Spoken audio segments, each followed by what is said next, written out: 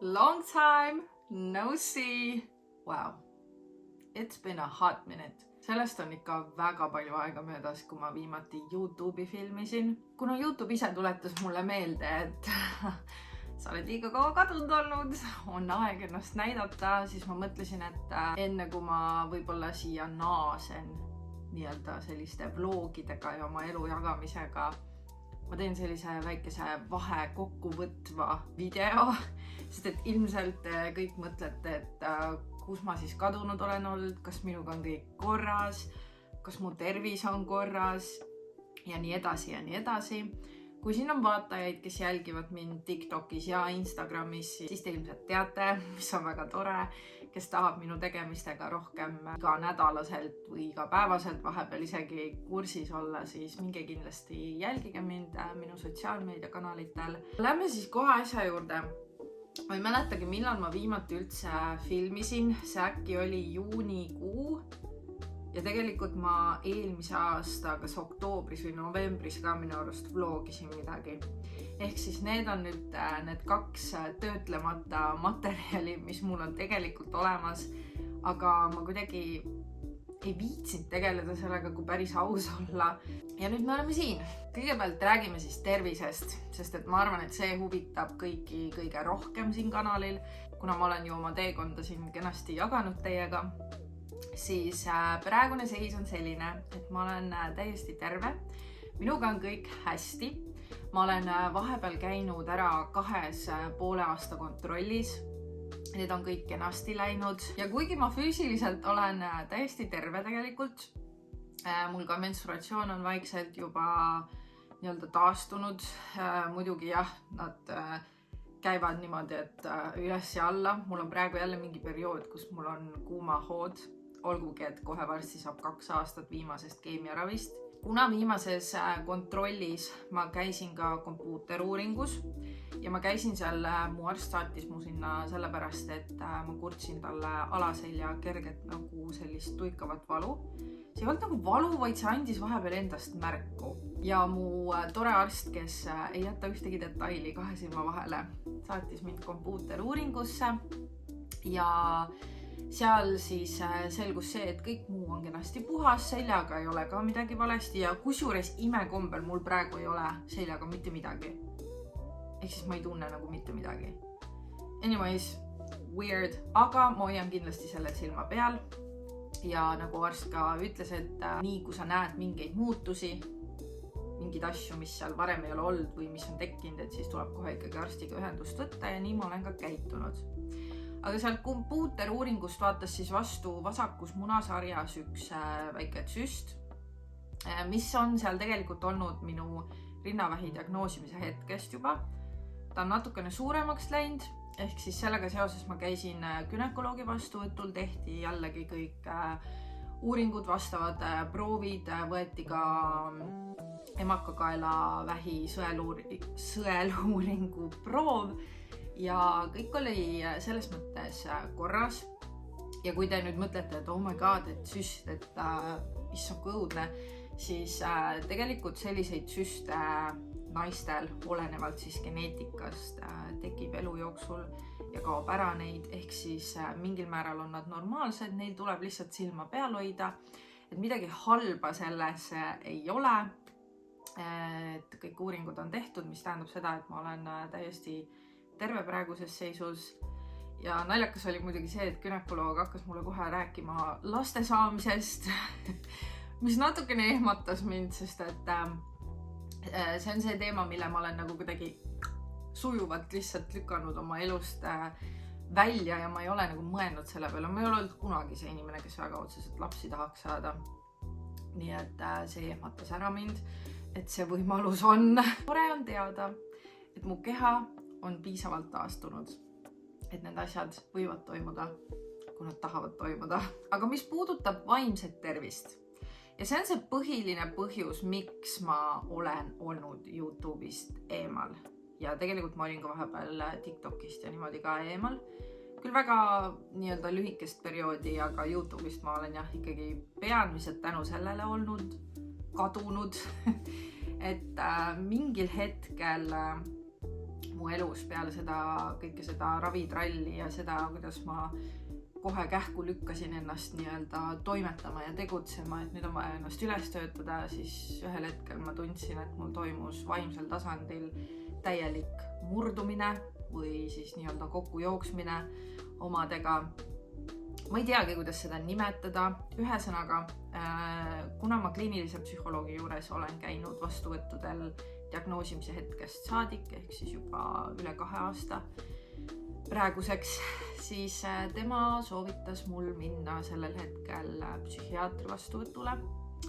Et ta ütles ka, et see minu langus on kuidagi väga järsku tulnud ja nii palju tema nagu nägi, et okei, see on osaliselt ka normaalne, siis ta nägi ka seda, et siin on vaja juba nii-öelda ekstra abi ja ma küsisingi siis tema käest ka soovitusi, kelle juurde minna ja jõudsingi siis psühhiaatri vastuvõtule.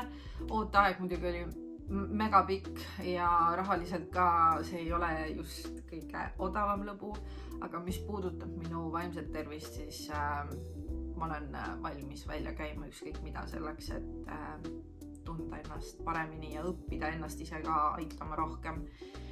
Ma tean, mul on need teadmised teoreetilised olemas, kuidas ennast aidata, aga see oli see hetk, kus ma lihtsalt jooksin täielikult kokku omadega ja olles siis seal psühhiaatri vastuvõtul, muidugi see inimene nägi mind esimese 3 minutiga juba läbi, mis oli väga veider tunne, aga samas see oli ka nagu vabastav tunne, et kuidagi selline, et kui ma rääkisin oma elust ja asjadest, siis ma tundsin kuidagi üle pika aja, et keegi nagu valideeris seda, mida ma nagu tunnen ja mida ma mõtlen ja mida ma olen läbi elanud. Ja see oli, ütleme nii, et see oli väga nagu tervendav tunne.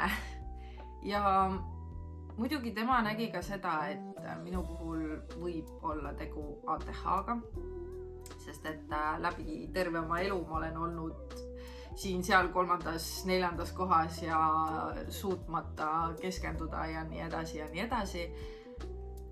Ehk siis ta tegi mulle ATH testid, mis olid väga sellised mahukad. See aitas tegelikult väga palju ka mul endal vaadata oma lapsepõlve tagasi ja kõigele muule, mis on siis toimunud väljaspool seda diagnoosi saamist ja mis tegelikult on väga paljud asjad nagu perspektiivi pannud. Ehk siis pika jutu jätkuks. Ma sain ATH diagnoosi. Kohati oli see nagu selline, ma nagu leinasin enda lapsepõlve mina ja seda, kes ma olen olnud ja miks ma ei ole kunagi endast aru saanud. Ja siis teisalt oli see nagu nii vabastav ja nii selline, ma nutsin. Ma konkreetselt nutsin, kui ma selle diagnoosi sain. Ja ma ei teadnudki, mida tunda sellel hetkel, et kõik see, mida ma olin terve oma nii-öelda elu tundnud, kõik see sai lõpuks nagu mingisuguse valideeringu või nagu ma sain selle teadmise, et ma ei olegi veider, ma ei ole imelik, mul ei ole midagi viga, vaid et lihtsalt minu mõte töötabki teistmoodi kui tavainimesel. Ma olengi väga obsessive mingite asjadega või siis ma olen täiesti ükskõikne mingite asjadega. Ja long story short, mul läks 3 kuud aega, et hakata siis proovima ATH ravimeid, sest et üks osa minu vaimsest nii-öelda allakäigust oli see, et ma lihtsalt meeletult tunnen terviseärevust. See käib minuga lihtsalt iga jumala päev kogu aeg kaasas. See on lihtsalt see meeletu hirm kogu aeg. Et kui midagi on, siis on kohe see, et mis siis kui ja kõik sellised mõtted nagu keerlevad peas. Ja üks osa sellest terviseärevusest on see, et ma kardan tablette võtta. Ma ei ole olnud kunagi see inimene, ma olen alati olnud, et kui kuskilt valutab, siis võtadki seda valuvaigistit. Siis nüüd ma olen mingi, et ma pigem kannatan, kui ma võtan selle tableti. Ma olen seda ATH ravimit nüüd tarbinud 2 kuud, üle 2 kuu äkki. Ja on väiksed momendid elus, kus ma taban ära, et okei. See töötab, see toimib. Mul on teatud mingisugused nagu murekohad nende tablettidega, sellest ma võin rääkida lähemalt juba järgnevates videotes, kui teid huvitab. Kui te tahate rohkem, et ma oma ATH-st räägiksin, siis te võite jätta kommentaarid, sest et ma tean, et see teema on väga selline, see saab väga palju sellist vihakõne sotsiaalmeedias. Et see on mingi uus popp asi ja ma ei tea, mida iganes veel, mida see kindlasti ei ole. Lihtsalt mina arvan seda, et seda lihtsalt ei ole varasemalt diagnoositud ja arvestades seda, kuidas me tänapäeval ikkagi liigume väga palju selles suunas, kus vaimse tervise teemadel väga palju räägitakse ja neid reaalselt valideeritakse, et need on olemas ja need inimesed, kellel on vaimse tervisega probleeme, need ei ole mingisugused ühiskonna outcastid, vaid lihtsalt see, et me tõesti praegu täna räägimegi nendest asjadest rohkem ja see on tore ja see on tore, et inimesed nagu mõistavad iseennast rohkem ja läbi selle võib-olla diagnoosi ka oskavad oma igapäevaelu rohkem nii-öelda delegeerida ja ei põle läbi mingite asjadega. Nii et jah, keda see teema rohkem huvitab, siis võite kommentaarides küsida selle kohta. Tean, et see päike paistab mulle otse näkku, aga ma ei saa siin nagu väga ennast liigutada ka kuhugi teise suunda, nii et ma loodan, et see ei jää väga õudne siin videos. Kui jääb, siis vabandused juba ette selle eest. Ja kui nüüd rääkida muudest asjadest, nii-öelda väljaspool siis seda füüsilist ja vaimset tervist, siis minu elus on toimunud vahepeal väga palju asju. Karjääri mõistes on ka väga palju selliseid muutusi toimunud pidevalt, et ma vahepeal töötasin Trade House'is. Jah, ma ütlen, et ma töötasin, sest et praeguse seisuga ma ei ole Trade House'is enam ja sellel on ka omad põhjused. Ma olin vahepeal Trade House'is siis 2 brändi Chainila Daily ja Mesauda müügi esindaja ja minust pidi saama Trade House'i koolitaja. Ja siinkohal jälle tulebki siis mängu see minu vaimse tervise teema, kus ma siis nii-öelda lendasin selle kõigega sinna auku ja tänu millele ma lihtsalt ei olnud suuteline panema kokku seda koolitusprogrammi võimalikult kiiresti ja et see oleks sisukas ja kõik see, et ma kuidagi pigem nagu tundsin, et see kohustus seda koolitust kokku panna oli minu jaoks hästi rusuv ja see on ka väga suur põhjus, miks ma jõudsin tegelikult psühhiaatri juurde ja miks ma tundsin, et see vaimse tervise teema on ikka väga lappes mul, et ma tõesti ei suutnud absoluutselt kuidagi keskenduda, et seda koolitust kokku panna, et minus oligi see dilemma, et mul on ju teadmised, aga miks ma ei suuda lihtsalt maha istuda ja pannagi seda nagu kirja, vaid see tundus minu jaoks hästi nagu seda oli liiga palju ja siis ma tundsin süüd ja siis ma lohutasin ennast toiduga ja siis ka see kaal on tõusnud vahepeal ja nii edasi ja nii edasi. See oli nagu mingi nõiaring, kus ma olin.